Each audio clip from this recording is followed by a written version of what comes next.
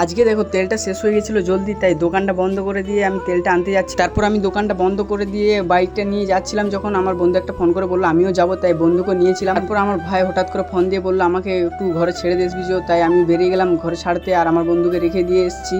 তারপর দাদাকে রেখে দিয়ে আমি চলে যাচ্ছিলাম তেলটা আনতে, আর এখানে এসে আমার বন্ধুকে খুঁজতে বেড়াইছিলাম, আর বন্ধু আমাকে ফোন দিয়ে বললো পাশের একটা দোকানে আমি আছি। আর তারপর আমি পাশের দোকানকে যেয়ে দেখি, তারপর এসে দেখি এখানে আন্না নিতে এসছে, আর এখানে বিভিন্ন ধরনের জিনিস পাওয়া যায়, যেমন সিতন, লেপ, ওয়ার্ড সব কিছু পাওয়া যায়, এখানে চাইলে নিতে পারো। তারপর আমাদের হয়ে যেতে আমি বেরিয়ে গেছিলাম দোকান থেকে। তারপর আমি বললাম যে তেলটা আনতে হবে টপ করে। তারপর আমাদেরকে দুটো টিকিট দিয়ে বললো এগুলো 5 তারিখে মিলানো হবে, তাই দোকানে তেল নিয়ে পয়সা দিয়ে বেরিয়ে গেছি। তারপর এখানে এসে দেখি মাছ নিবে বলে দাঁড়িয়ে গেলাম, আমার বন্ধু মাছ দরকার ছিল তা মাছ নিল। তারপর আমাদের বাড়ি যাচ্ছিলাম তখন আমার বন্ধু বললো আজকে আমাদের একটু ইফতারের জিনিস আনতে হবে, তাই আমি বেরিয়ে গেছিলাম ইফতারের জিনিস কিনতে। তারপর আমাদের কিনা হয়ে যেতে আমরা বাড়ি যাচ্ছিলাম। তারপর মনে পড়ে গেল আমাদের কিছু ধানসাপ দরকার ছিল, তাই ধানসাপ দোকানে যাচ্ছিলাম, আর ধানসাপ দোকানে চলে এসেছি কাছাকাছি।